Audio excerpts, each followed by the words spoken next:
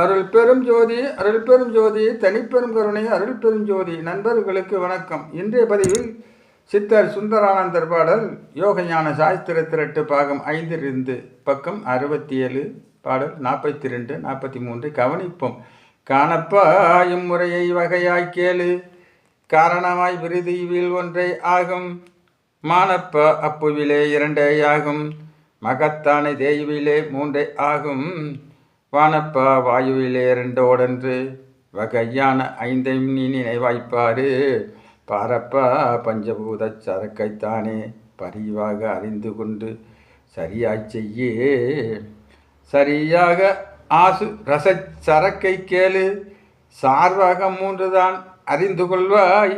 அரியாக 2 ஆகும். அப்பனே குரு இதிலே அடங்கி போச்சு.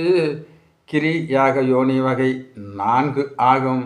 செப்பாதே வடலை என்ற சுண்ணம் போல, வரியாக மலைமேகம் பொழிந்தாற்போல, பாகாக வைத்தழைக்கும் மருந்துதானே.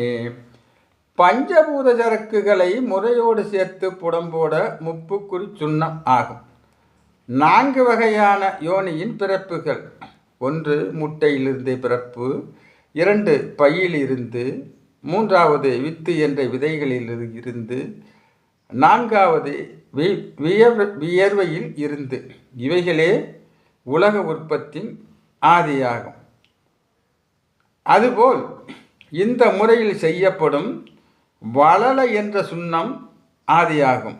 நீ முறையோடு வளல என்ற சுண்ணத்தை செய்து நவ பாசானங்களையும் சுண்ணமாக்கி கற்ப மருந்து செய்து உண்டு நோயில்லாமல் வாழ முயற்சிப்பாயாக என்பது சித்தர் சுந்தரானந்தருடைய கருத்தாகும். அருள் பெரும் ஜோதியே, அருள் பெரும் ஜோதி, தனிப்பெருங்கருணையே, அருள் பெரும் ஜோதி. நண்பர்களுக்கு வணக்கம்.